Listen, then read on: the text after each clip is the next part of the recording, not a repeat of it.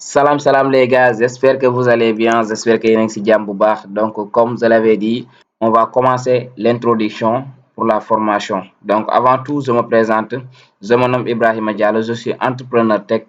Voilà, je suis expert en Excel aussi, en informatique bureautique sur les outils de l'informatique bureautique. Voilà. Donc avant tout, on va démarrer, dinañ commencer formation bii di formation Microsoft Word. Voilà, comme ni ma ko waxee formation bi dañ koy def en langue wolof pour ñenn ñi mën a comprendre defoon naa sondage bi ci sama chaîne WhatsApp. Voilà, donc avant ñuy kii démarrer ma wan leen d'abord expliquer leen lan mooy Microsoft Word parce que actuellement y a beaucoup de gens yi nga xamante ne dañuy dégg Microsoft Word mais xamuñu exactement lan mooy Microsoft Word. Donc Microsoft Word benn outil bureautique la outil yi nga xamante ne dañ ko boole ci wàllum informatique bureautique parce que lu tax ñu naan outil bureautique parce que lu ñu koy utiliser ci bureau yi dafa bëri. Donc outil bureautique la luñ koy utiliser ci bureau yi dafa bëri. Donc ñan ñoo ko développé waa Microsoft ñoo ko développé outil bureautique yi nag bëri na, am na Word, am na Excel, am na PowerPoint, am na Access. Donc y a plusieurs outils yi nga xamante ne Microsoft moo ko créé. Donc Microsoft Word waa Microsoft ñoo ko créé. Voilà, donc loolu mooy Word pour ñi nga xamante ne ñoom ñooy élèves yi wala étudiants yi boo leen demee ci administration yi tout ce qui est papier écriture yi ñuy bind ci papier yi donc la plupart en Word lañ ko bindee, Word lañ ko tapé. Voilà, ci administration et tout ça. Voilà, donc en général lii mooy Microsoft Word. Avant muy sori donc nañ commencé formation bi. Donc d'abord Microsoft Word expliqué naa leen lan mooy Microsoft Word benn outil bureautique la développé par Microsoft. Voilà, donc il y a plusieurs outils, il y a Excel et PowerPoint. Word nag la ñuy def ci suñu formation bi introduction à Word tey dañuy xool lan mooy Word, lan mooy page présentation page Word ci boppam. Donc loolu la ñuy xool. Donc bu ma duggee sama ordinateur képp ki nga xamante ne dugg na ci ordinateur am fu muy njëkk a arrivé ci bureau bi la. Donc actuellement maa ngi ci bureau sama bureau ordinateur. Donc soo tapee ci bureau ordinateur boo ñëwee ci bureau ordinateur bi ci say application di nga gis Word. Donc man sama bos moo nekk nii su fekkee gisoo ko aussi nga tapé sur la barre de recherche ici en bas donc boo bindee automatiquement Word automatiquement di nga gis Word. Donc Microsoft Word mu ngi nii on va ouvrir Word pour la première fois. Donc suñ ubbee application bi automatiquement ñu xaar mu ubbeeku. Il y a plusieurs versions nag man maa utiliser version 2019 am na version yu bëri mais version yëpp benn la. Donc buñ ubbee Word automatiquement ci page bi la ñuy tombé bii mooy première page bi nga xamante ne moom la ñuy tombé suñu ubbiwee Word. Donc première page donc page bii nii boo xoolee nouveau fii nii mooy nouveau document fii la ñuy ubbiwee document vierge mooy document bi nga xamante ne amul dara. Donc ici il y a ça c'est l'accueil nouveau mooy nouveau document yi ouvrir fii nii ce sont des documents récents documents yi nga xamante ne defar naa ko pare ba enregistré ko ñoom ñooy affiché wu fii. Il y a aussi favori. Donc aussi il y a autre modèle am na modèle yi nga xamante ne Word moo la koy personnaliser comme ça yow nga defara ko sa bopp comme des CV par exemple des CV des lettres de motivation des calendriers automatiquement boo bësee modèle di nga def ay recherche gis ay modèles yi nga xamante ne Word moo la ko defaral et après yow da ngay personnaliser seulement nga changer modifier texte bi. Donc dañuy ñëw d'abord ñu ubbi document vierge ñun boobu moo ñu intéressé bu ñu ubbee document vierge ñu ngi ci première page d'accueil Word bi mooy page bu mag bi. Donc fii boo ubbee Word pour la première fois lii ngay gis. Voilà lii ngay gis boo ubbee Word pour la première fois. Voilà donc pour li ñuy njëkk a xool fii nii balaa ngay avancer ci Word boo duggee li nga war a njëkk a def da ngaa war a enregistrer ce document. Donc tu dois enregistrer le document comme ça bu sa travail li ngay travailler ci biir Word bi wala ci biir document bi une fois courant coupé wala sa ordinateur jékki-jékki fay doo ko perdre. Donc mais boo ko enregistré wul document bi wala courant coupé wala sa ordinateur fay di nga perdre modification yi nga mujjee def. Donc li ñuy njëkk a def mooy enregistrer notre document. Donc Word nag boo leen xoolee page bii nii la àndal et aussi li nga xamante ne mooy ruban bi lii nii mooy ruban bi nag il est composé avec des onglets. Il y a l'onglet accueil, l'onglet insertion, il y a l'onglet dessin conception. Donc tout ça ce sont des onglets gis nga lii nii ay onglets la tout ça ce sont des onglets. Voilà donc tey dañuy xool nan la ñuy defee enregistrement ñu enregistrer suñu document pour présentation bi parce que gis ngeen lii nii nee naa leen moo nekk ruban bi lii nii ce sont des onglets. Il y a l'onglet accueil, l'onglet insertion, dessin. Donc dans l'onglet accueil il y a des sous-onglets gis ngeen presse papier bi sous-onglet la police bi sous-onglet la, paragraphe ce sont des sous-onglets style. Dans chaque onglet on a des sous-onglets. Suñu ñëwee ci dessin am nañ ay sous-onglets, outil de dessin, voilà. Donc il y a toujours des onglets et des sous-onglets et l'ensemble moo nekk le ruban. Maintenant comment enregistrer le document pour la première fois? Boo ñëwee pour la première fois booy enregistrer le document bi soit nga taper CTRL S ci sa clavier, CTRL S ci sa clavier, wala nga ñëw fii nii nga xamante ne mooy fichier. Boo tapee fichier nga ñëw enregistrer sous wala enregistrer. Donc on va taper enregistrer sous. boo bësee enregistrer sous nga ñëw fii nga xamante ne mooy parcourir. boo bësee parcourir automatiquement page bi day ubbeeku. fii nga jox benn tour ci sa document bi. On va nommer le document. Donc on va écrire formation Word. Formation Word automatiquement ñun nommer document bi ñu xool fan lañ koy enregistrer. Donc moi je vais l'enregistrer dans le bureau. Si bureau bi laa koy enregistrer. Automatiquement type de document c'est Word. Document Word ma taper automatiquement enregistrer et le document est enregistré. Donc boo leen xoolee ci kaw fii formation Word au début c'était pas formation Word document lañ ci bindoon. Donc tur bi day nekk fii nii formation Word automatiquement. Voilà donc noonu la ñuy enregistrer document bi. boo ko enregistrer pour la première fois soxlaatul nga delluwaat foofu di ko enregistrer. boo defee ay modification par exemple li ngay njëkk a def da ngay bës CTRL S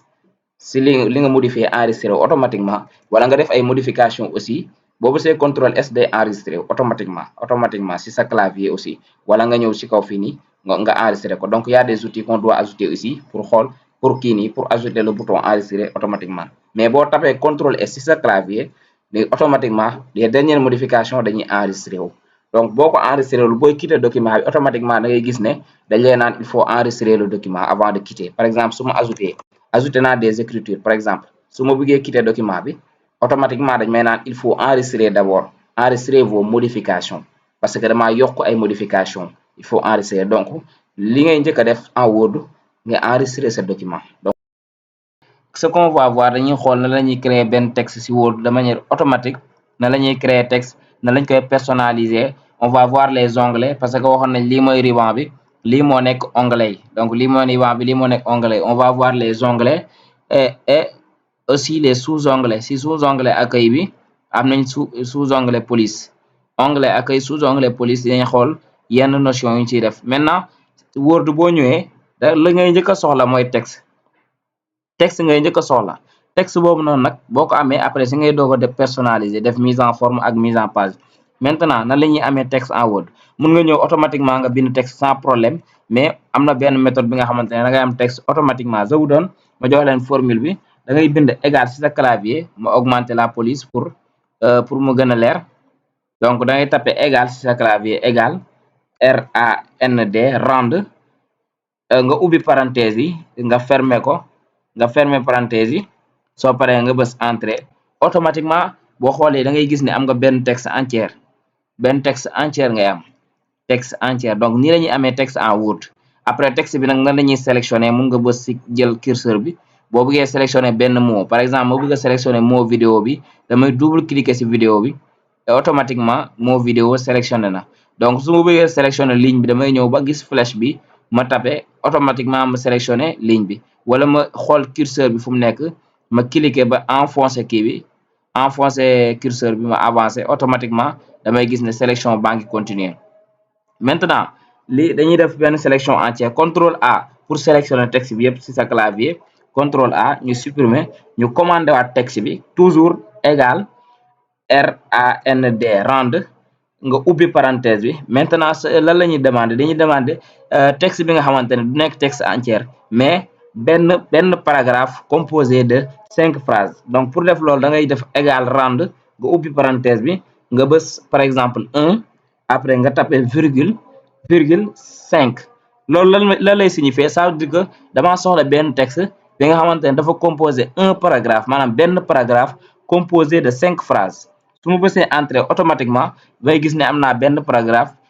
bi ñaata phrase de composé 5 phrases. Boo seetloo boo compter di nga gis ne 5 phrases moo fi nekk mais benn paragraphe la. Donc une phrase commence par lettre majuscule et se termine par point. Maintenant bu ñu compter di nga gis ne 5 phrases moo fi nekk. Donc noonu la ñuy commander texte en Word. Maintenant su ñu xamee nan la ñuy commander texte en Word, après lan la ñuy def dañuy sélectionner texte bi, dañuy xool nan la ñuy sélectionner texte. Donc pour sélectionner comme ni ma ko waxee sànq da ngay jël curseur bi nga sélectionné donc sélection nag dafa nekk li nga xamante ne c'est indispensable moom moo li gën a am importance pour def mise en forme. Par exemple ngeen xool su ma sélectionné vidéo seulement wala ma sélectionné automatiquement vidéo su ma ñëwee fii nii si sous onglet accueil bii nii sous onglet police grand G bii nii c'est pour mettre le texte en gras su ma bësee G bi boo leen seetloo vidéo bi kese moo nekk en gras vidéo kese moo nekk en gras. Maintenant lu tax moom kese moo nekk en gras parce que moom kese lañ sélectionné woon. Maintenant bu ñu sélectionné woon ligne bi yëpp automatiquement suñu bësee G bii nii dañuy gis ne ligne bi yëpp phrase bi yëpp moo nekk en gras. Pourquoi moom kese mu nekk en gras parce que moom rek lañ sélectionné donc loolu moo tax ma ne leen sélection c'est important donc loo sélectionné wul rek boo activer mise en forme wala mise en page du activé wu. Donc par exemple suñu sélectionné woon texte bi yëpp automatiquement suñu ñëwee si grand G bii nii automatiquement dañuy gis ne texte bi yëpp dafay nekk en gras texte bi yëpp dafa nekk en gras. Pourquoi parce que texte bi yëpp lañ sélectionné. Voilà donc dañuy utiliser benn phrase pour xool mise en forme bi nan lay demee si accueil bi donc ñu utiliser benn phrase ñu xool mise en forme bi nan lay demee si accueil bi.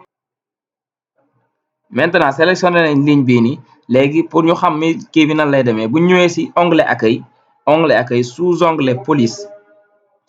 police dañuy gis ne grand G bi c'est pour mettre en gras texte bi day nekk en gras. I bii nii c'est texte bi day nekk en italique boo leen seetloo texte bi dafa xaw a dëng tuuti loolu moo nekk en italique. S bi c'est pour souligner gis ngeen texte bi souligné wu na donc lii nii c'est pour augmenter la police actuellement police bi mu ngi 18 boo leen xoolee mën nañ ko yokk mais boo leen seetloo boo leen gis ngeen ne instant bi ligne bi rek moo gën a rëy maanaam police bi si ligne bi rek la appliqué wu. Pourquoi parce que ligne bi rek lañ sélectionné bu ñu sélectionné woon texte bi yëpp day nekk en gras te taayu police bi day egg ba fii mais actuellement puisque fii rek lañ sélectionné lépp lu ñu appliqué si sélection bi rek lay ñëw moo tax sélection bi c'est important. Maintenant S bi c'est pour souligner boo leen xoolee flèche bu ndaw bi saa yoo leen ko gisee am na ay sous parties yu nekk si biir lii ce sont les types de soulignement mun nañ def 2 traits vous voyez 2 traits wala des tirets. Voilà ici c'est pour colorer mun nañ colorer li nga xamante ne mooy soulignement par exemple mu def couleur jaune gis ngeen actuellement soulignement bi c'est en jaune souligné naa ko en jaune. Maintenant ma sélectionné waat toujours ligne bi toujours si ma sélectionné ligne bi su ma ñëwee fii nii c'est pour mettre en gras ABC bi c'est pour barrer maintenant ici c'est les types de police la fii nii ay police la mun nañ changer police bi ñu def ko par exemple type de police bi wala ñu changer y a plusieurs types yi nga xamante ne ñu ngi fii nii gis nga fii lañuy changer type de police bi donc am na type de police yu bari donc fii lañuy changer type de police bi fii c'est pour augmenter et pour diminuer la taille de police. Maintenant fii nii c'est pour mettre des thèmes par exemple ñu changer couleur texte bi def ay effets de texte vous voyez y a plusieurs effets am na ay effets yu bari. Maintenant bu nekkee fii nag fii nii ma dellu un peu pour expliquer leen voilà maintenant fii nii c'est pour colorer gis nga fii nii colorer le surlignage arrière-plan maanaam si ginnaaw texte bi lañuy changer couleur bi par exemple fii nii c'est pour les couleurs mun nañ ko def jaune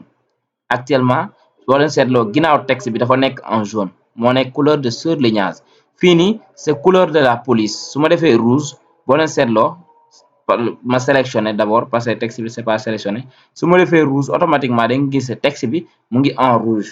donc boo leen xoolee sous onglet police bii nii c'est pour mettre en gras I bi c'est italique S bi c'est pour souligner bii c'est pour mettre des effets là c'est pour augmenter et diminuer la taille de police. Maintenant fii nii couleur surlignage bi la maanaam arrière-plan texte bi mooy li nekk en jaune nii fii couleur police bi la si boppam. Maintenant on va sélectionner d'abord texte bi yëpp par exemple bu ñu xamee loolu ma delloo texte bi nu mu meloon au début en normal par exemple ma sélectionner texte bi yëpp par exemple su ma sélectionner texte bi yëpp ma augmenter police bi. Maintenant A bii nii A bii nii fii nii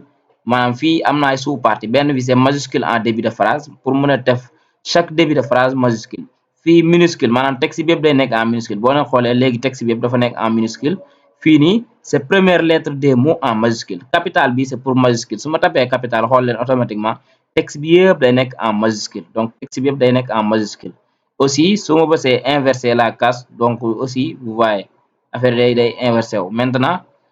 ma def majuscule en début de phrase loolu mooy automatique. Maintenant A bii nii c'est pour effacer tous les mises en forme su ma ko bësee mise en forme yu ñu jot a def yëpp day dellu à 0 vous voyez. Maintenant lépp texte bi nu mu meloon à 0 day dellu parce que j'ai supprimé toutes les mises en forme. Voilà donc actuellement sous onglet police gis nañ pour mettre en gras le I le G, I bi c'est italique, S bi c'est pour souligner. Là ce sont les types de police. Fii nii mooy li nga xamante ne mooy taayu kii bi taayu police bi. Aussi mën nañ ko augmenter fii di ko wàññi. Fii nii c'est pour voir des majuscules, des capitales et des premières lettres des mots en majuscule et tout ça. Ici c'est pour li nga xamante ne mooy supprimer toutes les mises en forme. Si fii nii c'est pour les effets changer ay effets vous voyez. Ici couleur de surlignage, fii nii couleur de police. Maintenant mu des les 2x là. Ma augmenter police bi ma wol leen nan la ñuy defee exposant ak nan la ñuy defee indice. Ma def ko 20 par exemple. Su ma defee 3 ma bëgg a bind troisième classe de troisième exemple EM bii nii dama ko war a def ci kaw. Léegi pour def ko ci kaw damay ñëw fii nii ci x bii nii x bi am 2 bi ci kaw mu nekk exposant parce que boo fi tegee curseur bi di nga gis mu bindal la exposant donc day nekk exposant. Soo ñëwee ci x bii nii day nekk en indice donc exposant et indice donc ñaar yi benn bi exposant la benn bi indice la. Ma def ko exposant après ma revenir ma def bi nga xamante ne c'est indice. Donc soo ñëwee fii nag booy bind li ngay bind yëpp en exposant lay nekk. Su ma yokkaate ay mots toujours en exposant pour jàll à la ligne automatiquement dañuy désactiver exposant bi après flèche bi ñëwaat en normal. Maintenant su ma bëggee bind par exemple terminal su ma bëggee terminal wala ma def TL2 donc TL2 par exemple 2 bi ma bëgg ko yóbbu ci kaw dama koy bës fii mu nekk exposant wala ma def ko en indice automatiquement. Donc ñaari x yooyu loolu lay njëriñ. Léegi ñu jàll ci deuxième partie bi beneen sous-onglet paragraphe. Donc sous-onglet paragraphe bi nag donc y a beaucoup de choses qu'on va voir ici. Donc sans plus tarder dañuy bind benn liste ma bind par exemple Amadou, Fatou, ma bind Abdou, Modou, voilà Modou. Donc liste bii nii donc on va sélectionner dañuy sélectionner toujours lépp lu ñuy def dañuy sélectionner. Donc je vais sélectionner su ma sélectionner ba pare donc sous onglet paragraphe donc lu ñu mën a def fii bii nii ce sont des bii ay liste la donc puces yi nga xamante ne ce sont des puces yi nga xamante ne comme dañ koy def ci liste yi. Par exemple soo bësee flèche bu ndaw bi saa yoo gisee mu am benn flèche bu lemu rek xamal ne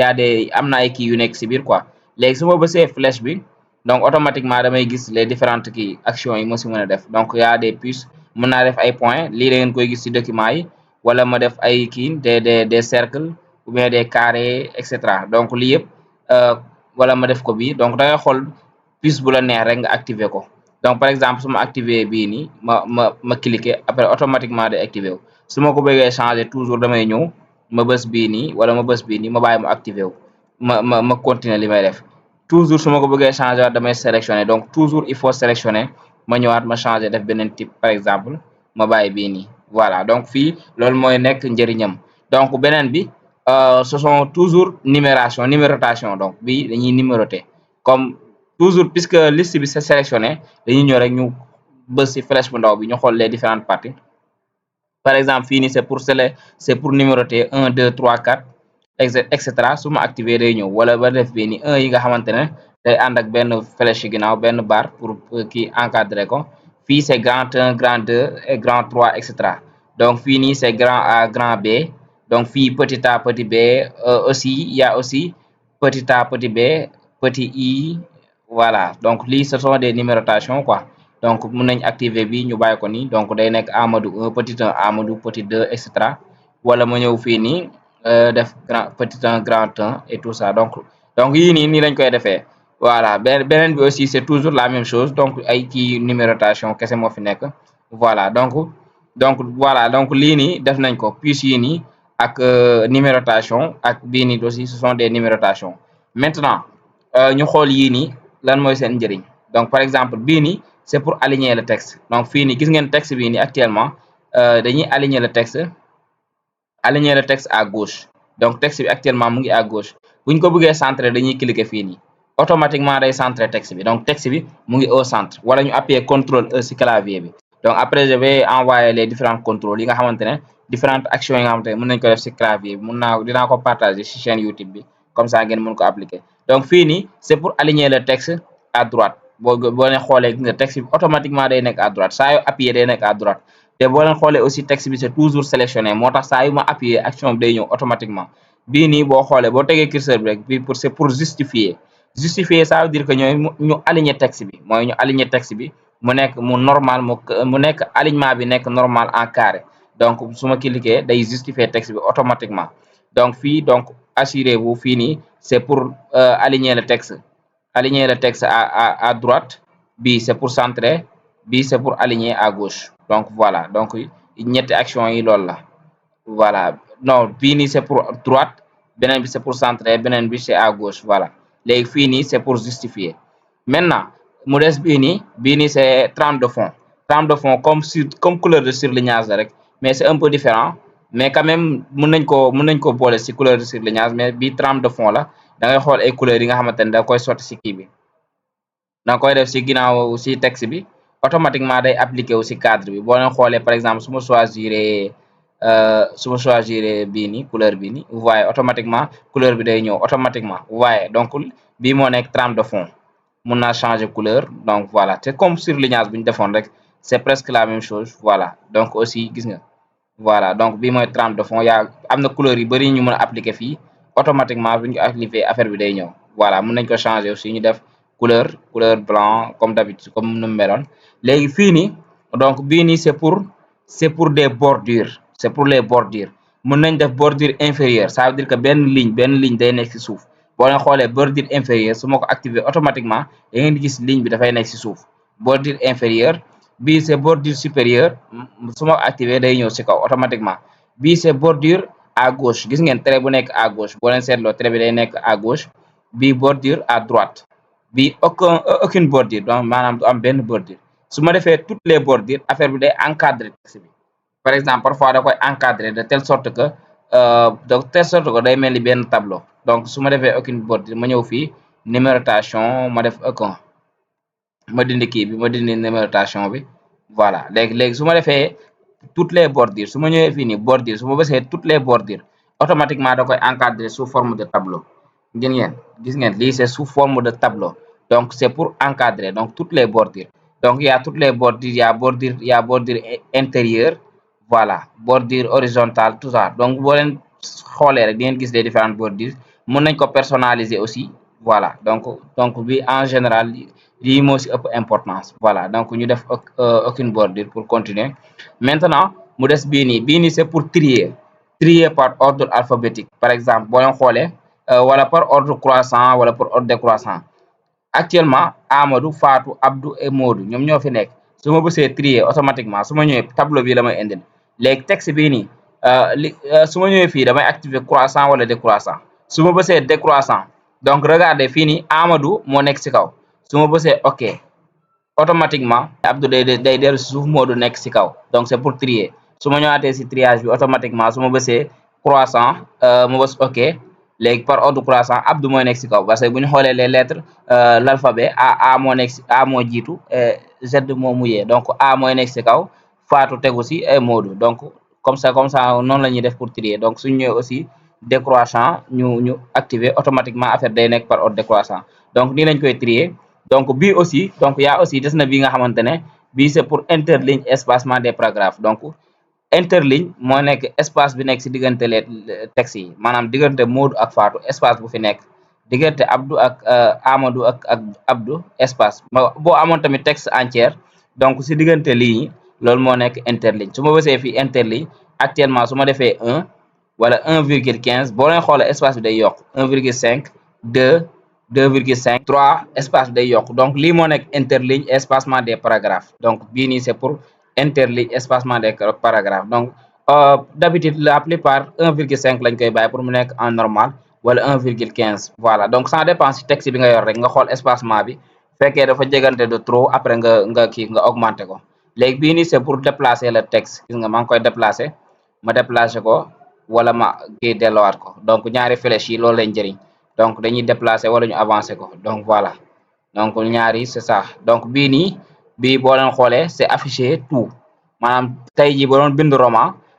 boo bindee roman booy bind roman ñiy bind livre par exemple texte bu fekkee ay page yu bëri lañ yor donc pour mën a xam erreur yi fan lañ nekk parfois dañuy activer bii nii pour mën a afficher li nga xamante ne donc pour mën a afficher lépp liy feeñ ci biir kii bi ci biir texte bi voilà donc afficher tout lañ ci bind boo leen xoolee voilà afficher les manques de paragraphe et tout ça marque de paragraphe voilà léegi donc actuellement def nañ sous-onglet paragraphe donc lii moo nekk ci sous-onglet paragraphe bii c'est pour des puces bii c'est numérotation bii aussi numérotation la voilà liste à plusieurs niveaux donc fii aussi c'est pour déplacer le texte donc mën naa ko déplacer côté bi delluwaat ko bii c'est pour aligner le texte donc mën nañ ko aligner à gauche au centre wala ñu aligner ko automatiquement à droite voilà wala ñu justifier ko mu nekk de manière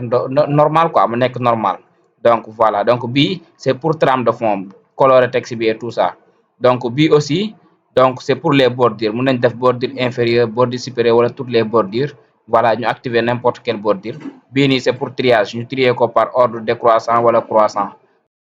dañuy xool na la ñuy defaree table des matières donc d'habitude à chaque fois boo leen gisee benn livre wala benn roman la plupart ci livre yi ngeen koy gis boo leen ko ubbee di ngeen gis table des matières ci fin wu livre bi wala ci début livre bi la plupart des documents yu bari am nañ ko maintenant dañuy xool na la ñuy defee table des matières en Word léegi pour am table des matières dañuy soxla d'abord document maintenant ñun dañuy jël benn exemple créer suñu propre document benn texte bu ndaw defal ko ay titre ak sous-titre donc ñu utiliser loolu noonu pour defar table des matières donc loolu exemple lay doon mais avec avec yéen ñi boo leen toogee seen ordinateur mën ngeen créer benn texte bu gudd wala benn document ngeen defal ko table des matières juste affaire avec exemple boobu wala ngeen di exercer souvent maintenant dañuy soxla benn texte bi la lay doon bon puisque ñun texte rek lañ soxla wuñu bind texte normal mën nañ utiliser formule bi ñu commander benn texte donc toujours defoon nañ ko au début dañ koy répéter waat égal toujours nañuy bind égal RAND rand on ouvre les parenthèses donc texte buñ soxla ñaata partie la donc ñun soxla nañ cinq paragraphe bu nekk composé dañuy def virgule 2 maintenant lii lu muy signifier ñun soxla nañ 5 paragraphe bu nekk composé de 2 phrases ñu taper entrée automatiquement dañuy gis ne am nañ 5 paragraphes léegi paragraphe bu nekk 2 phrases la composé maintenant paragraphe bu nekk dañ koy jox benn titre après ñu utiliser texte bii nii defar ci table des matières léegi document yi tamit noonu lay mel maintenant bii paragraphe bu njëkk bi mën nañ ko defal comme titre introduction voilà donc introduction ñu def ko en gras donc lay mooy nekk paragraphe bu njëkk bi léegi deuxième paragraphe bi moom moo commencé fii nii donc bii mën nañ ko defal titre bon ñu def ko par exemple voilà développement voilà c'est juste exemple lay doon rek développement donc buñ ko joxee développement ñu def ko en gras voilà léegi développement bi day am ay sous-titres maintenant sous-titre développement bi day am sous-titre bu njëkk par exemple bi mën nañ tuddee fii par exemple les vidéos par exemple lii moo nekk première partie développement bi ñu def ko les vidéos voilà les vidéos léegi mii mooy nekk première partie développement bi ñu def ko toujours en gras léegi deuxième partie développement bi moom mooy nekk nii mooy deuxième partie paragraphe bi par exemple bii mën nañ ko tuddee les images voilà bii tamit dañ koy def en gras voilà léegi buñ demee ci troisième partie bi ñu def ko par exemple mën nañ ko tuddee les thèmes juste première kii buñ bind fii donc ñu tuddee ko les thèmes voilà ñu coller ko fii donc toujours ñu def ko en gras voilà léegi fii nii partie bu mujjee bi ñu def fii nii conclusion mu nekk titre bu mag conclusion voilà léegi ñu def ko en gras léegi texte bi lañuy soxla pour am table des matières léegi lii lañuy jël utiliser ko defal ko table des matières maintenant pour def table des matières il faut d'abord ñu jël texte bi ñu personnaliser ko def ay titre maanaam ci titre bu nekk ñu jox ko benn niveau léegi par exemple introduction bi léegi dañuy utiliser sous-onglet style moo tax parce que defoon nañ paragraphe léegi sous-onglet style dañuy utiliser sous-onglet style pour attribuer kii bu nekk benn titre parce que foofu la ñuy jaar pour mën a def table des matières si Word. Maintenant introduction bi par exemple dañ koy sélectionner ñu ñëw si sous-onglet style ñu jox ko titre 1 parce que ñu jox ko titre 1 parce que titre bu mag la introduction titre bu mag la si table des matières dafay afficher comme titre bu mag. Voilà léegi ñu jox ko titre 1 ñu dem si développement bi tamit ñu jox ko titre 1 parce que titre bu mag la léegi bu ñu demee si les vidéos bii nii titre 2 lañ koy jox donc dañuy bës si flèche bii nii flèche bu lemu bii mu afficher les autres léegi ñu jox ko niveau titre 2 parce que lu tax ñu jox ko titre 2 parce que les vidéos sous titre la si biir développement bi donc développement mënul nekk titre 1 moom mu nekk titre 1 donc développement day nekk titre 1 les vidéos nekk titre 2 voilà. Maintenant les images aussi titre 2 lay nekk niveau titre 2 parce que toujours moom sous titre la si biir développement bi. Maintenant les images bii nii bu amoon ay sous partie si biir mën nañ ko jox niveau titre 3 parce que sous partie yooyu day nekk sous titre si biir les images. Maintenant les thèmes aussi toujours si développement bi moom tamit titre 2 lay nekk voilà. Léegi conclusion bii nii titre 1 lay nekk parce que titre bu mag la donc ni titre bu mag la voilà. Maintenant am nañ introduction moo nekk titre 1 développement titre 1 ak conclusion bi. Maintenant lu nekk si biir développement bi ce sont des titres 2 titres yi nag ay niveau la rek voilà. Maintenant ni lañ koy defee léegi suñu amoon si biir vidéo bii nii yeneen partie yooyu noonu mën nañ ko jox niveau titre 3 parce que day nekk sous partie si biir les vidéos voilà. Mais puisque les vidéos si boppam si biir développement bi la nekk développement day nekk titre 1 les vidéos nekk titre 2 bu amoon ay parties yu nekk si biir les vidéos yooyu day nekk titre 3 ainsi de suite voilà. Maintenant puisque jox nañ kii bu nekk niveau de titre maintenant dañuy xool ajouter table des matières. Maintenant pour ajouter table des matières bi nag il faut d'abord ñu ajouter benn page donc dañuy ñëw fii ni insertion ñu insérer benn page vierge insertion onglet bi après nañ si ñëw insertion page vierge ñu bës page vierge automatiquement insérer nañ benn page vierge donc page vierge mooy page bu amul dara voilà. Léegi insérer nañ page vierge léegi si biir page vierge bii nii fii la ñuy teg def suñ table des matières donc pour def fii suñ table des matières automatiquement dañuy ñëw teg fii curseur bi bu ñu tegee fii curseur bi léegi lan la ñuy def parce que rappelle-toi bu ñu commencé ba léegi sous-onglet style lañ utiliser ñu jël suñu texte bi ñu jox kii bu nekk titre bu nekk ñu jox ko niveau titre 1 ak titre 2 maintenant fii nii bu ñu paree après ñu ñëw onglet insertion ñu insérer benn page booy insérer page vierge da ngay teg curseur bi d'abord si début page bi fii nii fii laa teg curseur bi ma dugg insertion ma bës page vierge mu insérer automatiquement page vierge day am nañ page bu amul dara parce que dañ koo insérer léegi ñu ñëw si onglet référence boobu noonu la ñuy utiliser pour am table des matières boo tapee onglet référence di nga gis ay sous-onglet di nga gis fii ñu bind table des matières après nga bës table des matières léegi boo bësee automatiquement di nga gis ñoom ñu jox la des exemples de table des matières gis nga exemple yu bari lañ lay jox mën nga jël bii nii wala bii wala nga bës table des matières personnalisées donc ñun dañuy jël table des matières personnalisées automatiquement. Maintenant boo ñëwee fii nii nga xool yow yan niveau titre nga utiliser les niveaux ñun titre 1 ak titre 2 rek lañ utiliser donc dañuy def 2 parce que 2 lañ utiliser bu ñu utiliser woon titre 3 ñu def 3 par exemple après suñu baree ñu bës OK automatiquement dañuy am suñu table des matières gis ngeen table des matières moo nekk nii introduction développement les vidéos les images les thèmes ak conclusion donc lii moo nekk si suñu texte bi boo leen xoolee gis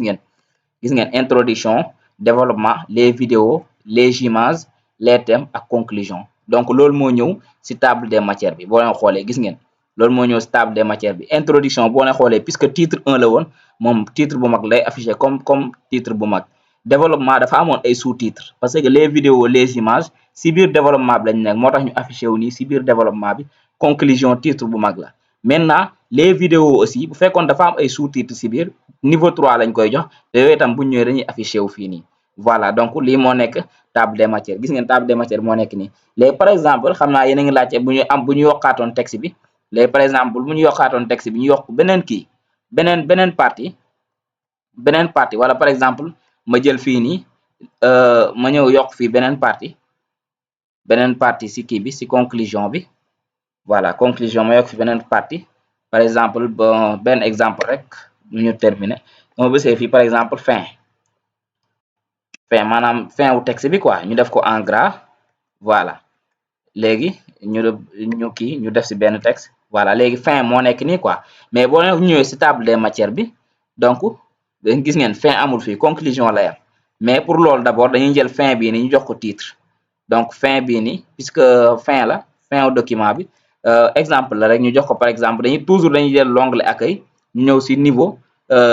style sous onglet style ñu jox ko titre 1 buñ ko joxee titre 1 ba pare donc boo leen xoolee boo leen ñëwee ba tey gis ngeen moom nekkul ci table des matières bi conclusion ba tey moo fi mujjee maintenant pour ajouter ko dañuy ñëw appuyer ci table des matières bi buñ appuyer ci table des matières ba pare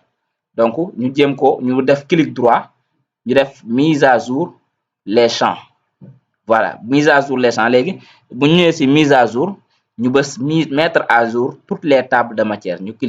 cliquer ko quoi mettre à jour toute la table maanaam table de matière bi yëpp la ñuy mettre à jour bu ñu bësee ok automatiquement da ngeen gis ne fin day ajouté wu parce que conclusion kese moo fi nekkoon fin dafa ajouté wu donc saa yoo ajouté yeneen partie mun nga def par exemple saa yoo ajouté bi yeneen partie mun nga def mise à jour table de matière bi fekkee page yi aussi correspondrul nga def mise à jour les numéros de page donc ñaari kii ñooy affiché voilà donc nii la ñuy ajouter table de matière en Word donc dañuy xool ba en résumé pour ajouter table de matière boo yore sa document da ngay xool les grands titres titre bu nekk nga attribuer ko ñun suñu grand titre introduction la woon développement conclusion ak fin léegi introduction yi grand titre yi dañ koy jox niveau titre 1 loolu boo ñëwee fii nii sous onglet style boo ñëwee nga bës titre 1 titre 2 titre 3 am na plusieurs titres boo bësee si flèche bi yaa titre 1 2 3 voilà maintenant boo ko joxee titre 1 nga dem développement aussi titre bu mag la ñu def ko titre 1 voilà maintenant titre bu nekk su fekkee dafa am ay sous-titres comme développement bi dafa am ay sous-titres les vidéos les images les thèmes maintenant yooyu noonu da nga koy sélectionner nga attribuer ko beneen niveau nga jox ko niveau titre 2 léegi tamit les vidéos bi bu amoon ay sous-parties yooyu tamit da nga koy sélectionner nga def ko titre 3 parce que ay sous-parties la ñu nekk ainsi de suite ak sa nombre de parties ngay am léegi soo paree boo defee loolu ba def ko ci document ba mu jeex personnaliser léegi nga ajouter benn page fi nga bëgg a def table de matière bi nga ñëw insertion d'abord nga ajouter page vierge soo paree insertion nga ñëw référence onglet référence nga ñëw table des matières nga cliquer automatiquement dinañ la proposer ay table des matières yii nii bu la neexee nga cliquer benn mu ajouté wu wala nga bës table des matières personnalisée boo bësee table des matières personnalisée automatiquement nga bind nombre de niveau yi nga utiliser mu nekkoon amoon nga titre 3 maanaam des vidéos bu amoon ay parties ñu am titre 3 ñu def 3 wala 4 nombre de niveau après nga bës automatiquement da ngay gis ne table de matière day ajouté wu soo yokkee ay parties nga mise à jour ko donc depuis le début def nañ sous onglet police sous onglet paragraphe sous onglet style voilà maintenant dañuy ñëw ci onglet édition ñu xool nan la ñuy rechercher texte nan la ñuy remplacer ak nan la ñuy sélectionner voilà donc ci rechercher bi loolu kese moo fi nekk donc loolu la ñuy def très rapidement maintenant pour def ay recherche wala ay remplacement et tout ça donc yooyu dañuy soxla benn texte toujours texte la ñuy soxla Word boo leen xoolee depuis le début maa ngi leen di woon la ñuy amee texte puisque texte lañ soxlawuñu contenu texte bi nu mu mel ak nu mu melul ñun texte bi rek lañ soxla ñu def suñu mise en page ak suñu mise en forme maintenant bu fekkoon benn document bu ñu jox bu ñuy rédiger ñu utiliser suñu clavier mais bu fekkee texte seulement pour exemple mun nañ ko am en Word automatiquement toujours donc ñu commander benn texte entier ñu bës égal comme d'habitude léegi loolu maîtriser ngeen ko rendre ñu ubbi parenthèse cette fois-ci nañ jël texte entière ñu fermer parenthèse ñu bës entrée maintenant am nañ suñu texte entier léegi texte bii nii texte complet la donc les vidéos la démarrer et tout ça maintenant pour sélectionner toujours loolu jàngoon nañ ko dañ ciy réviser rek sélectionner da ngay teg curseur bi fii nii boo tegee lii flèche bii nii ci boppam ngay indi nga teg ko fii nii ci L bi nga gis kii bi di dem di ñëw kii bu nekk di dem di ñëw nii léegi moom foofu fa ngay teg kii bi boo fi tegee curseur bi nii boo ko tegee nga appuyer ci sa clavier non nga appuyer ci sa kii bi nga appuyer clic nga def benn clic enfoncé ko boo ko enfoncé nga jël sa baaraam nga avancé donc nii ngay def pour sélectionner nga avancé bu fekkee souris nga yor aussi la même chose voilà donc gis nga ay avancé nga dem ba fu la neex par exemple su ma bëggee sélectionner ba fii ma sélectionner ba fii ma relâché donc sélection bi day activé wu après ma xool lan laa ci bëgg a def su ma ko bëggee def en gras en italique wala nga souligner ko wala ma coloré ko et tout ça maintenant pour sélectionner mot vidéo bi kese damay double cliquer seulement su ma double cliquer seulement mot vidéo bi day sélectionné wu voilà maintenant su fekkee su ma defee su ma cliquer 3 fois paragraphe yëpp lay sélectionné su ma bëggee sélectionné benn mot ma def double clic su ma bëggee sélectionné paragraphe bi yëpp ma def cliquer 3 fois 1 2 3 automatiquement paragraphe bi day sélectionné wu voilà maintenant pour sélectionner texte bi yëpp wala pour sélectionner benn ligne da ngay ñëw fii nii par exemple ligne bi nga bëgg a sélectionner léegi da ngay ñëw indi curseur bi ba flèche bi ñëw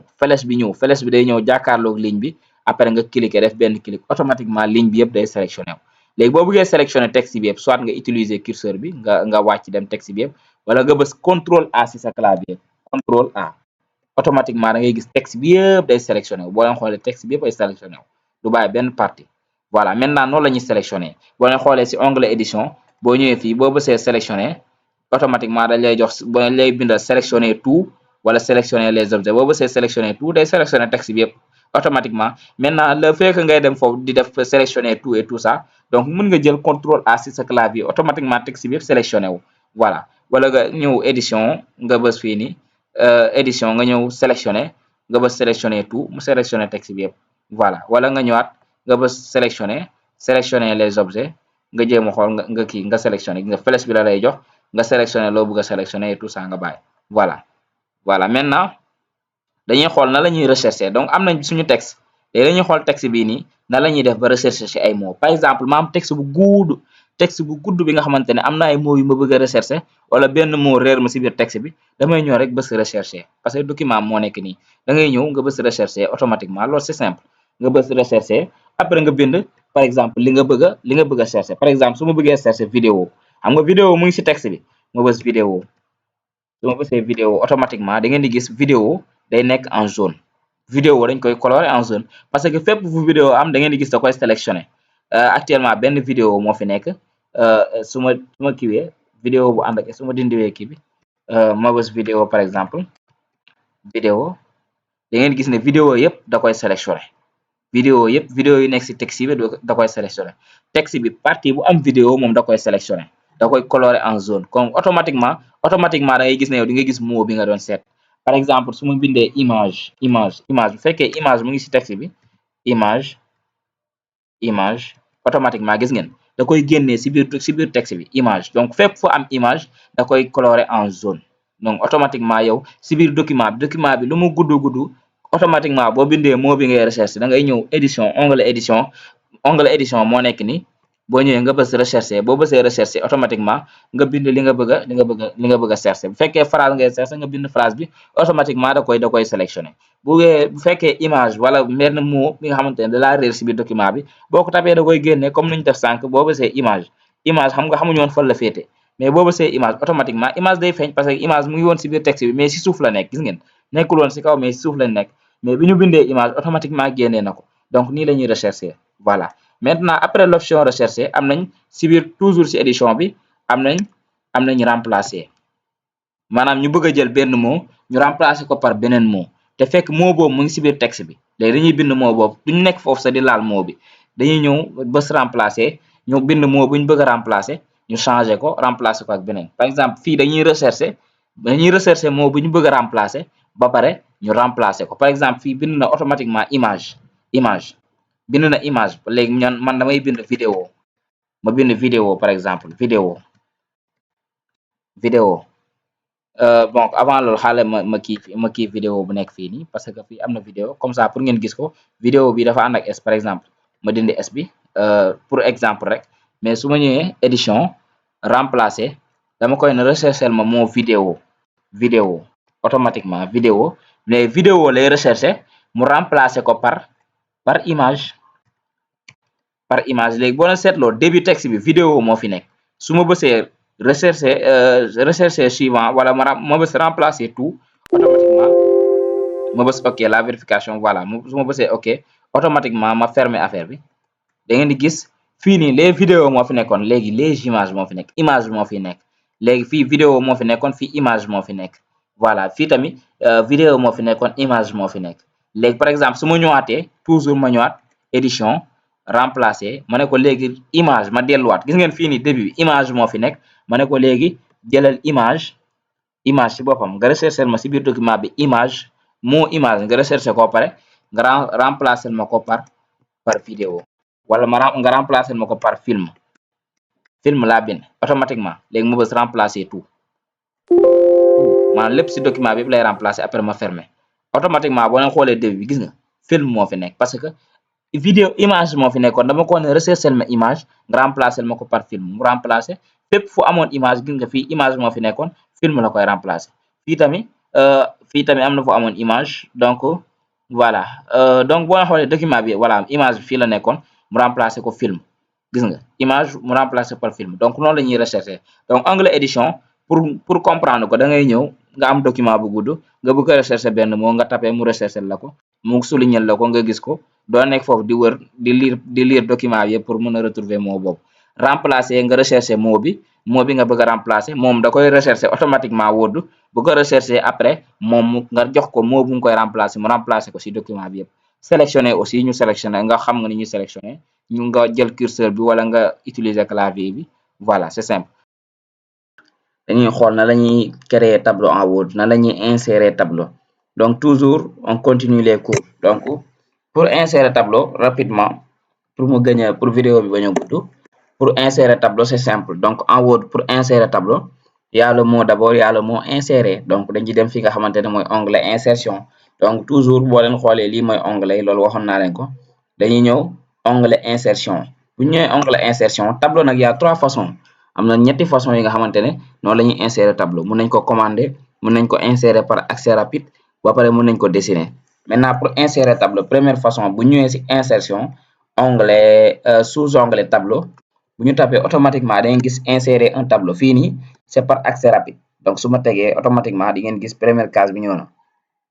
donc lii am nañ nombre de ligne ak nombre de colonne léegi am nañ benn ligne lii moo nekk colonne bi am nañ benn ligne ak ñaari colonne ñetti colonne su ma wàccee mu nekk nombre de ligne bi donc lii da ngay déplacer rek c'est par accès rapide quoi ma wàccaat nombre de ligne bi augmenté wu ma wàcc nombre de ligne bi gën a augmenté wu su ma defee nii yàlla nombre de colonne qui augmente waaye su ma paree damay bës ok wala ma wàññi ko ma wàññi fii nii su ma tapee ok automatiquement wala ma tapé entrée dañuy gis ne tableau bi day généré wu donc bii mooy première façon pour insérer tableau c'est par accès rapide donc insérer tableau c'est simple mën nañ ko am par accès rapide wala ñu am ko par kii nii par kii nii par commande wala par insertion donc loolu yëpp c'est simple maintenant ñu insérer beneen façon pour insérer tableau dañuy ñëw onglet insertion ñu ñëw tableau donc fii nii par accès rapide la donc fii dañuy ñëw insérer un tableau wala ñu def pour dessiner un tableau su ma tapé dessiner automatiquement mën naa dessiner tableau bi donc crayon bi day ñëw après ma appuyer automatiquement ma insérer benn tableau bu ndaw waaye donc mën naa insérer tableau donc nii lañu insérer tableau voilà nii lañu insérer tableau mu def ci ay colonnes voilà donc mën nañ ko dessiner comme si que mën nañ ko insérer voilà donc crayon bi rek ngay jël nga tracer comme ni nga ko bëggee maintenant beneen façon bi pour insérer tableau toujours ma indi beneen façon dañuy ñëw fii nii tableau sous-onglet tableau insérer un tableau donc fii dañuy wax nombre de colonnes lañ ñuy laaj ak nombre de lignes donc fii di yow yaay xool nombre de colonnes ak nombre de lignes benn exemple lañuy jël ñu ne par exemple le nombre de colonnes c'est 6 ou bien nombre de colonnes 5 nombre de lignes ñu def fii nii ñu def 7 vous voyez su ma tapé ok automatiquement da ngeen gis tableau baa ngi ni tableau bii laa mujjee générer donc nombre de colonnes ngay bind ak nombre de lignes donc il y a 3 façons première façon bi par accès rapide deuxième façon par dessin ñu dessiné ko par crayon troisième façon bi par commande dañuy ñëw rek bind nombre de colonnes bi ak nombre de lignes mën nga bind 1000 lignes wala 1000 colonnes et tout ça donc fii ngay ñëw rek sous-onglet tableau nga bës insérer boo bësee insérer automatiquement nga bind nombre de colonnes nombre de lignes automatiquement tableau bi day ñëw voilà maintenant tableau bi aussi mën nañ ko def mise en forme ak mise en page maintenant pour def mise en forme par tableau bi ak mise en page boo leen seetloo bu ñu insérer tableau am na ñaari onglet yu apparaître onglet création de tableau ak onglet disposition du tableau maintenant pour def mise en forme wala mise en page lu ñuy njëkk a def dañuy sélectionner toujours il faut sélectionner su ma sélectionner dans onglet création de tableau création dans onglet création de tableau bu ñëwee fii nii mën nañ changer par exemple trame de fond bi wala ñu changer bordure yi par exemple pour naa enlever bordure yu nekk ci suuf bordure sub yu nekk ci kaw wala bordure yu nekk à gauche wala droite wala ma enlever toutes les bordures su ma bësee aucune bordure du amati bordure automatiquement da ngeen gis ne bordure day dañ parce que dañoo ne aucune bordure te tableau bi bordure rek la àndaloon amul texte mën naa def toutes les bordures tableau bi ñëwaat automatiquement toutes les bordures tableau bi dafay ñëwaat automatiquement vous voyez maintenant mën naa ñëw aussi si bordure et trame ma changer kii bi ma def ko par exemple style bi ma def ko ay pointillés wala ay tirés wala ma ñëw augmenter nombre de points bi par exemple nombre de points ma def 1/2 su ma bësee ok automatiquement dañuy gis tableau bi day gën a foncé parce que dama augmenter nombre de points bi donc nii lañuy changer nii lañuy defee mise en forme bordure yi mën nañ aussi sélectionner par exemple ñu sélectionner case bu njëkk bi partie bu ñu sélectionner rek la ñuy def mise en forme trame de fond bi ñu changer ko mën nañ ko def par exemple bleu voyez donc changer naa ko noonu la ñuy changer trame de fond voilà donc am nañ aussi style de tableau maintenant style de tableau bi toujours dañuy sélectionner xool fa lañ bëgg a changer style par exemple su ma sélectionner ma ñëw style de tableau boo leen xoolee style yaa ngi nii donc y a plusieurs styles de tableau donc mën naa choisir style bu ma neex par exemple mën naa choisir bii ma tapé ok automatiquement dañuy gis tableau bi day changer donc dañuy am benn style de tableau yow yaa tànn bu la neex maintenant fii nii bu ñu ñëwee onglet disposition du tableau donc on va utiliser tableau bi la ñuy utiliser am na ñaari parties yu important am na fusionner ak fractionner donc fusionner moo nekk nii donc on va voir donc fusionner moo nekk nii ci kaw fractionner moo nekk nii donc fusionner lañu njëkk a def fusionner mooy ñu transformer plusieurs cellules ñu transformer ko def ko benn colonne wala benn ligne par exemple mën naa sélectionner par exemple colonne bi ma ñëw bës fusionner su ma bësee fusionner automatiquement dañuy gis ligne yëpp dañuy dem donc loolu mooy fusionner donc dañuy jël transformer ko ci benn colonne benn case donc moom lañ transformer maintenant ba tey pour fractionner aussi mën nañ sélectionner même tableau bi ñu créer fi beneen tableau maintenant pour fractionner mooy nga jël benn case nga transformer ko def ci plusieurs cellules plusieurs colonnes nga yokk nombre de colonnes par exemple su ma bësee fractionner automatiquement damay gis ne mën naa andi nombre de colonnes ak nombre de lignes ma ajouté ko ci biir ñu gis ne day changer boo leen xoolee nombre de colonnes 1 yokk nañ nombre de lignes lépp dafay changer am nañ nombre de colonnes ak nombre de lignes vous voyez donc fractionner loolu mooy fractionner ak fusionner donc lii moo fi ëpp importance ci côté bi maintenant tableau bi aussi mën nañ fi ajouter texte par exemple mën naa bind ci biir tableau bi donc mën naa bind titre yi par exemple ma bind su ma bindee aussi donc ma ajouter texte bu ma neex partie yëpp donc lii ce sont juste des exemples voilà donc aussi après texte bi mën nañ sélectionner case yi nii par exemple ma sélectionner ko su ma ko sélectionner ma colorer ko su ma ñëwee par exemple création de tableau donc trame de fond bi moom mooy colorer donc bii mën naa ko def par exemple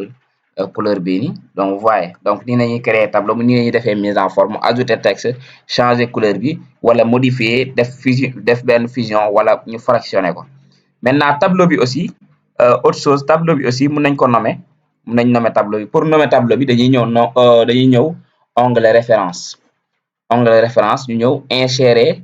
une légende donc maa ngi dugg onglet référence sous onglet insérer une légende donc légende su ma bësee insérer une légende donc fii nii légende figure 1 lañu defal donc ñun amuñu figure mais tableau lañu yor donc dañuy changer figure bi ñu def ko tableau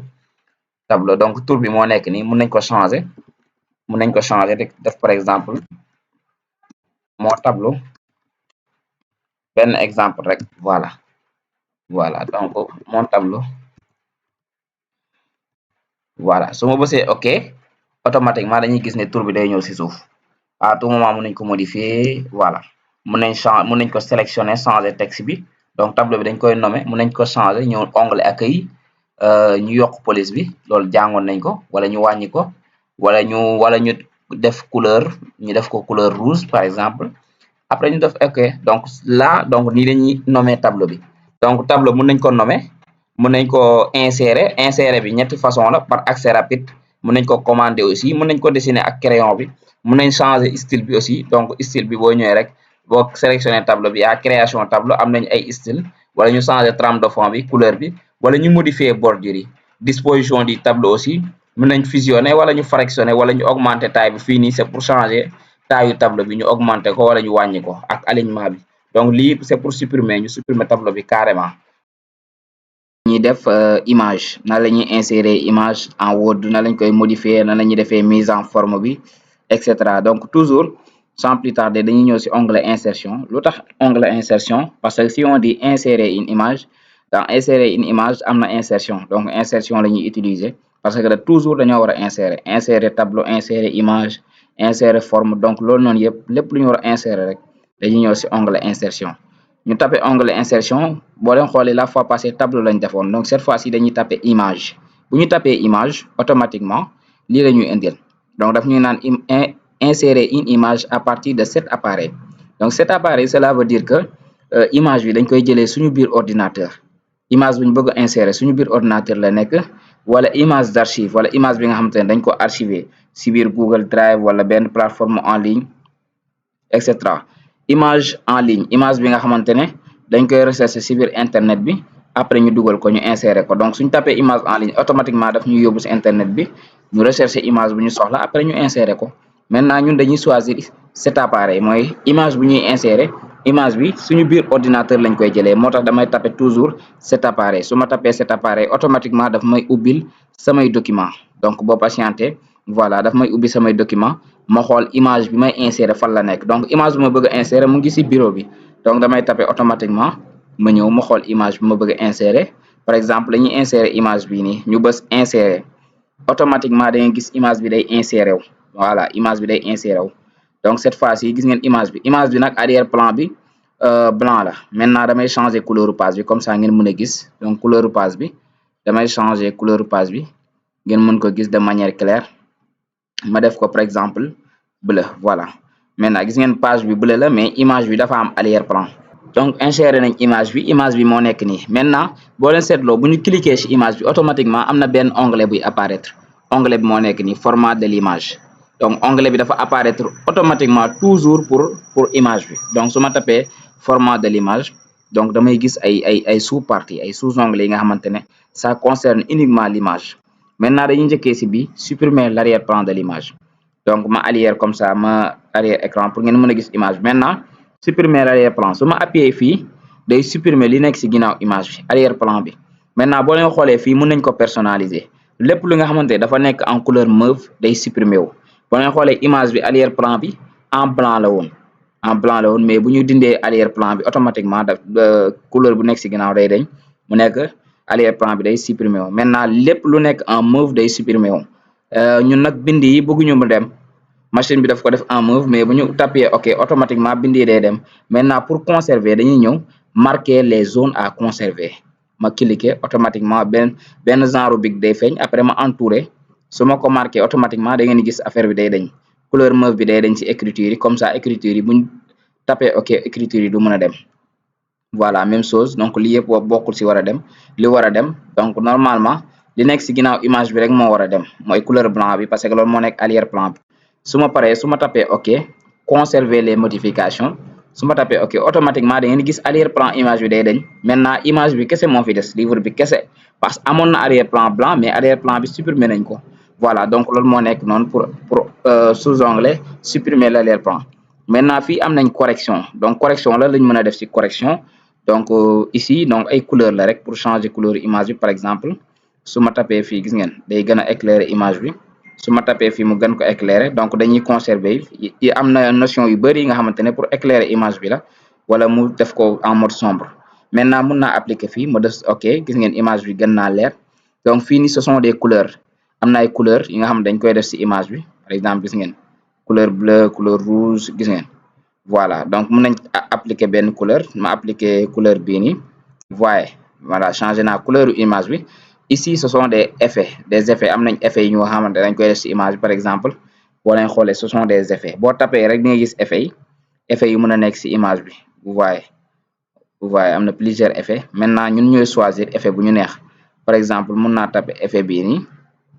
ma appliquer effet bii nii su ma bësee ok di ngeen gis livre bi dafay changer nekk beneen effet donc on va retourner bàyyi ko nu meloon maintenant ici transparence nag mooy ma couleur kii bi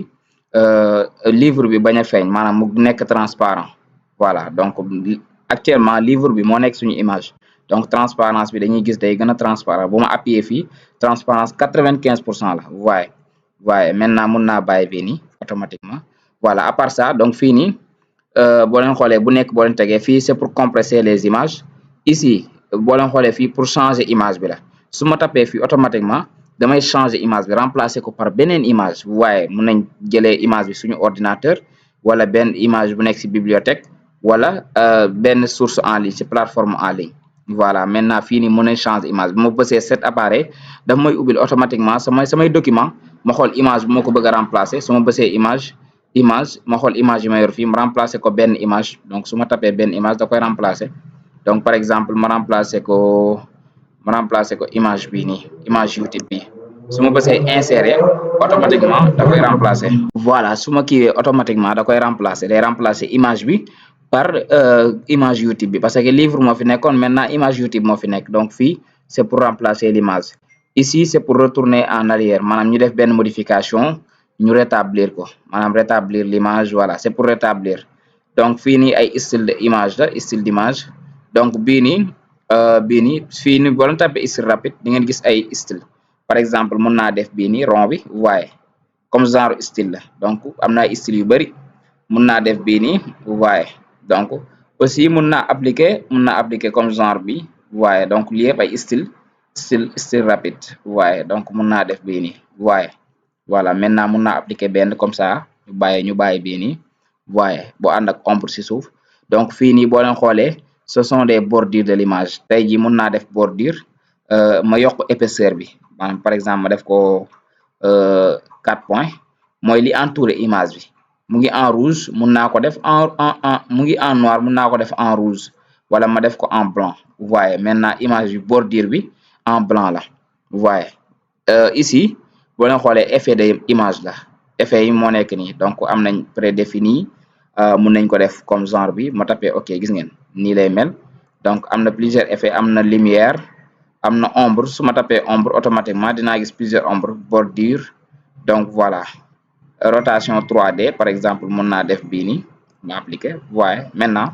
c'est ça image bi gis ngeen nu mu mel waaye ici c'est texte de remplacement donc fii mun nañ def benn texte de remplacement pour image bi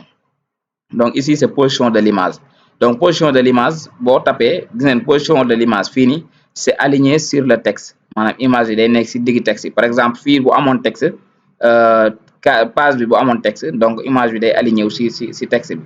wala mu nekk en haut mu nekk ci kaw en haut à gauche waaye donc day nekk en haut à gauche wala mu nekk au milieu boo leen xoolee image bi bougé na nekk na au milieu wala mu nekk voilà mu nekk en bas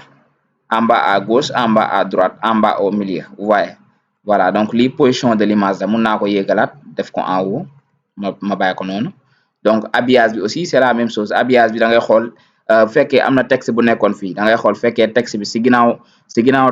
image bi ci ginnaaw texte bi lay nekk wala ci kanamu texte bi par exemple boo leen xoolee aligné sur le texte bu boobaa image bi day nekk ci kaw texte bi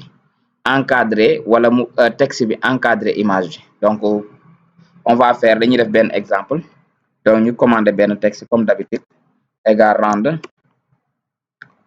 ma yokk kii bi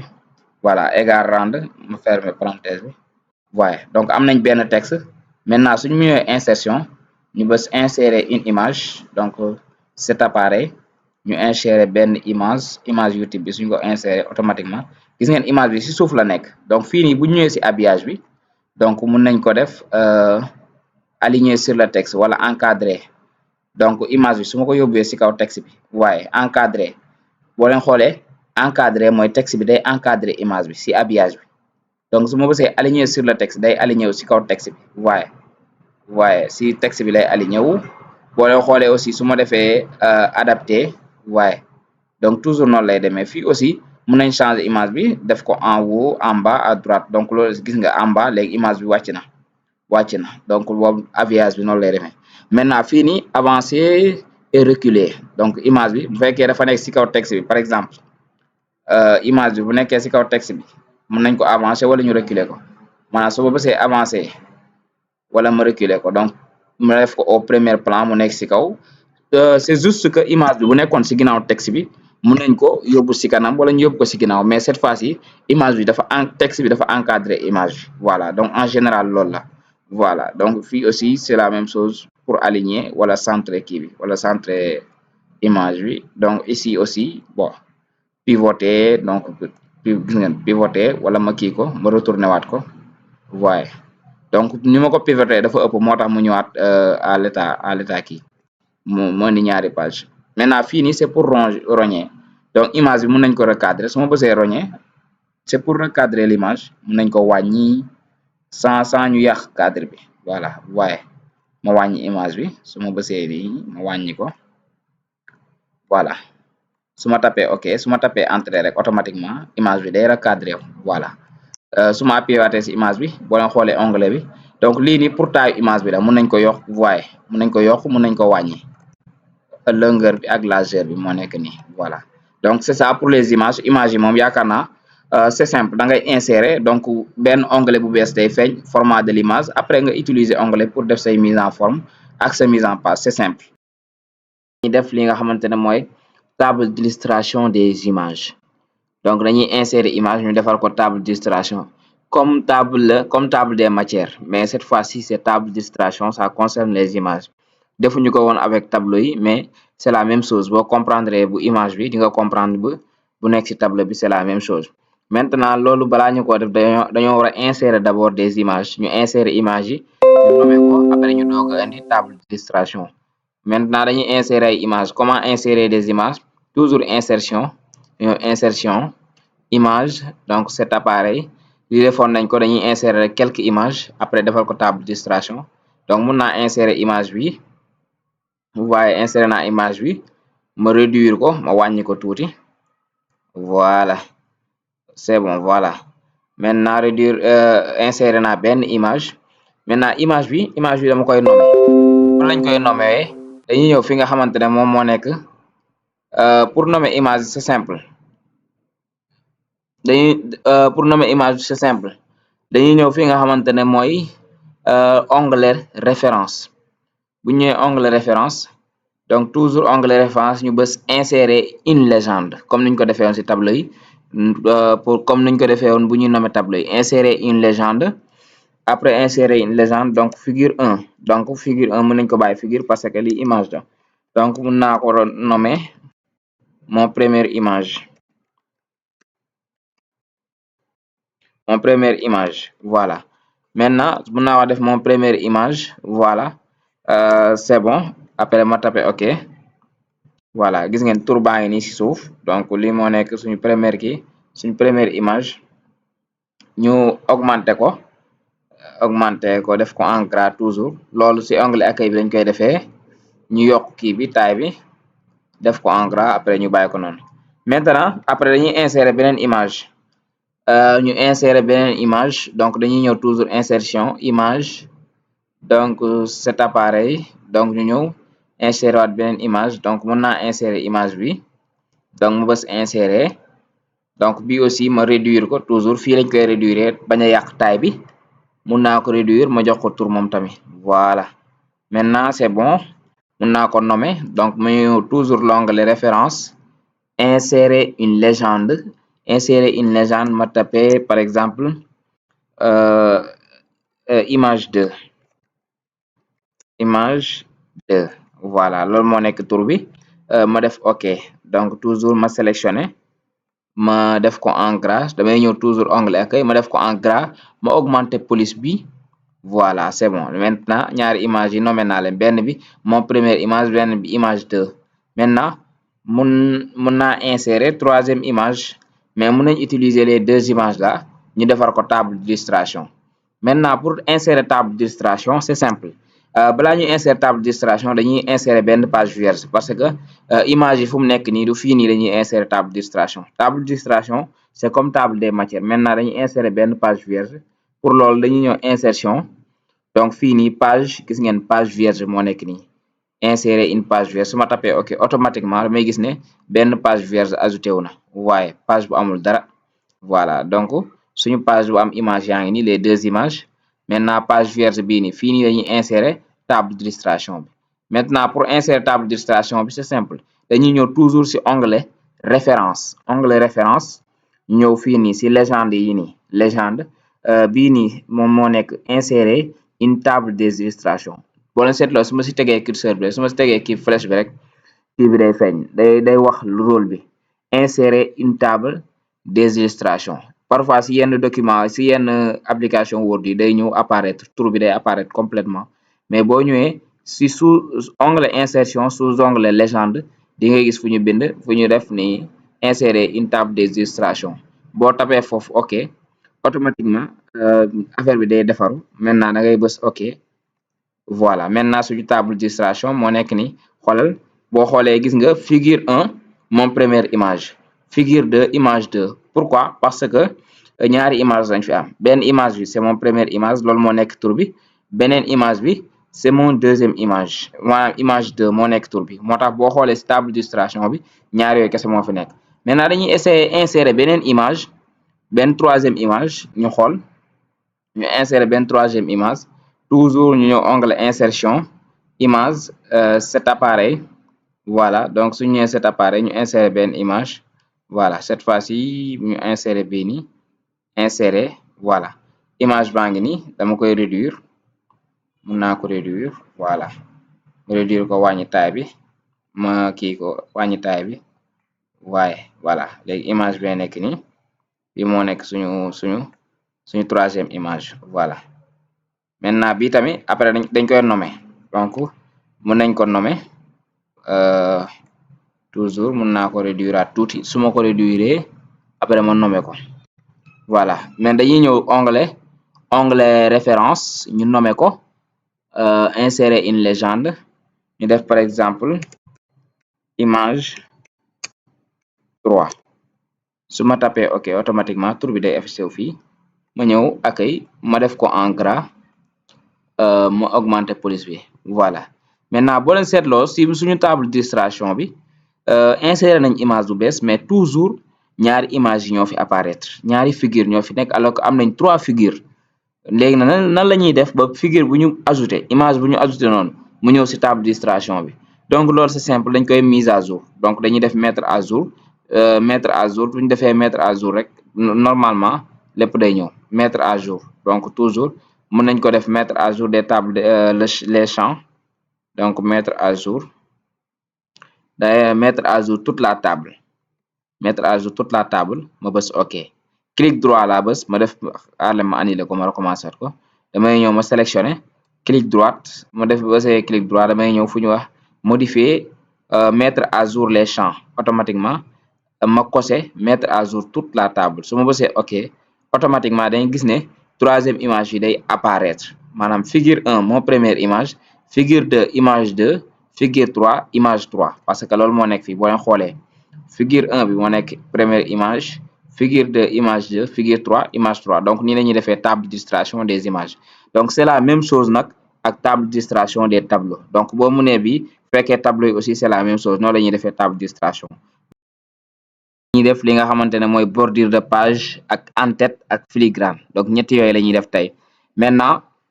pour def bordure de page toujours am nañ suñu page donc bii mooy page bi balaa loolu la ñuy commander benn texte comme ça pour affaire yi gën a leer toujours ma def égal rand donc loolu moom def naa ko multi fois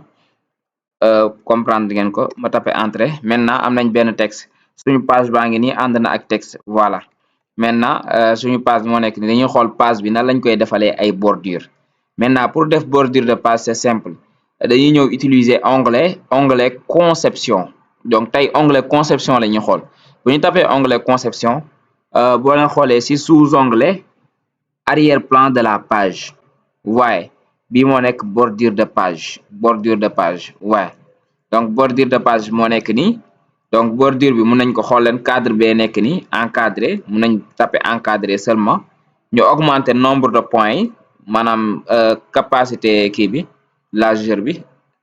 gis ngeen cadre bi lii ab croquis la loolu lii moo ñuy wane ne suñu page bi nan lay mel après donc lii croquis la suñu page su ma bësee ok page bi nii lay mel day encadré par kii bu noir su ma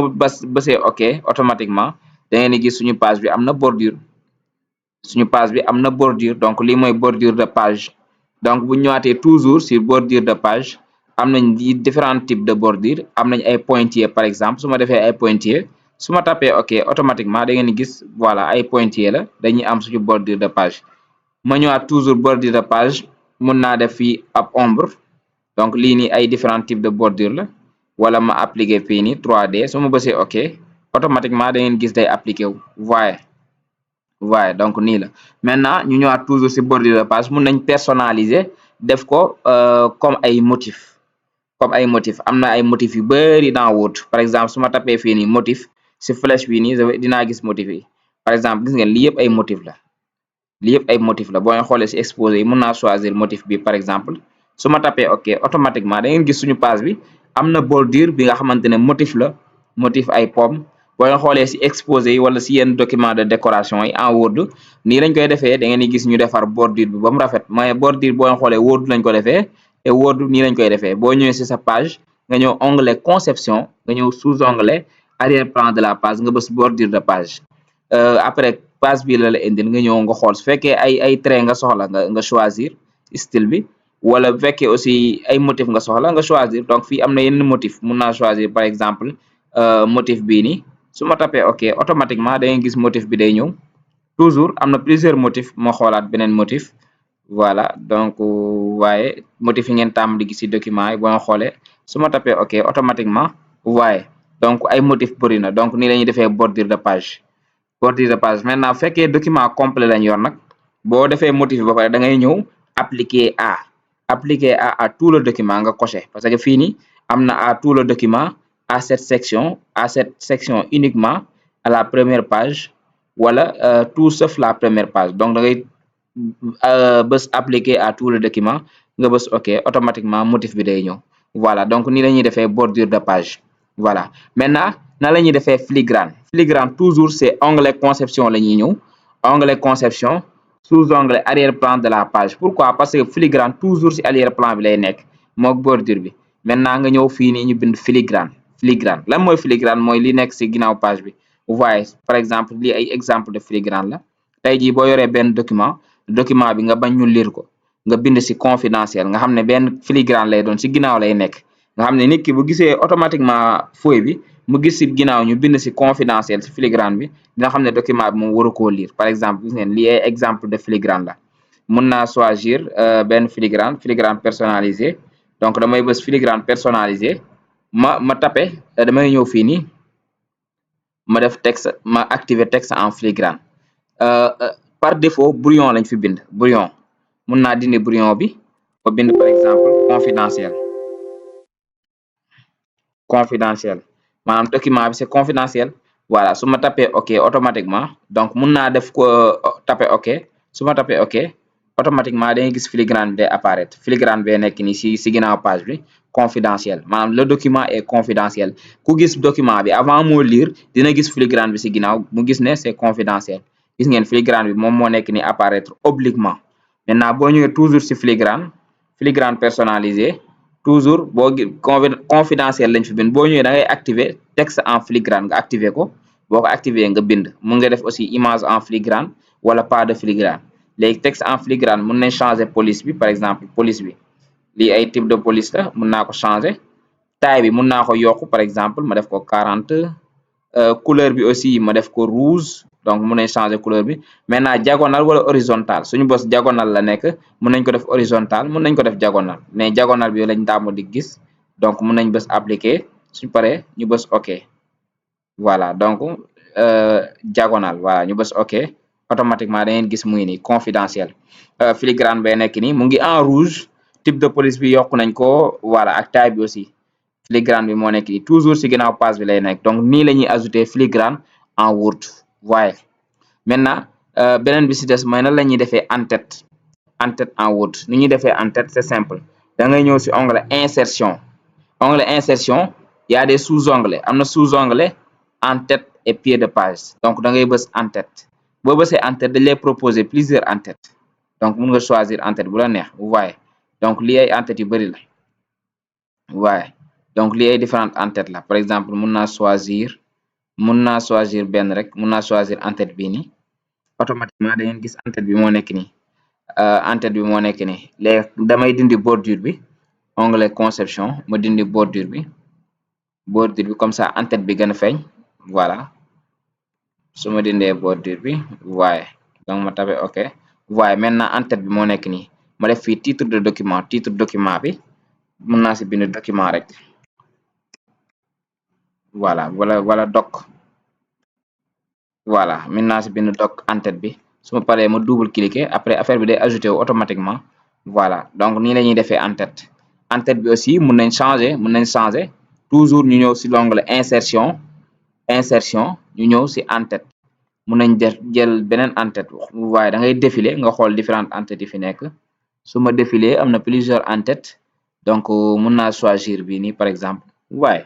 mun naa bind fii par exemple titre document bi ma def doc waaye donc mun naa ko bàyyi nii sax ma bës double cliquer automatiquement en-tête bi day ajouté wu donc nii la ñuy defee en-tête bordure ak en-tête ak filigrane bordure toujours da ngay ñëw onglet conception nga ñëw bordure de page nga choisir bordure motif wala ay trait nga choisir bu la neex nga tapé ok day ñëw bu fekkee aussi filigrane aussi day ñëw nga da ngay bës filigrane nga ñëw filigrane personnalisé nga choisir fii nii confidentiel laa bind bu la neexee nga bind leneen nga choisir li nga bëgg a bind daal loolu la neex li nga bëgg a bind si page bi par exemple fekkee ay série d'exercice professeur dañuy choisir bind seen tour ñu bind seen tour ñu bëse ok après boo tapé ok nga def ko diagonal nga changer couleur bi nga yokku taille bi bu la neexee par exemple ma def ko 54 ma bës ok automatiquement da ngay gis filigrane bi day ñëw moo nekk ni confidentiel filigrane bi nekk nii en-tête aussi da ngay ñëw toujours insertion nga bës en-tête sous onglet en-tête et pied de page nga bës en-tête après nga choisir en-tête bu la neex nga sélectionné ko voilà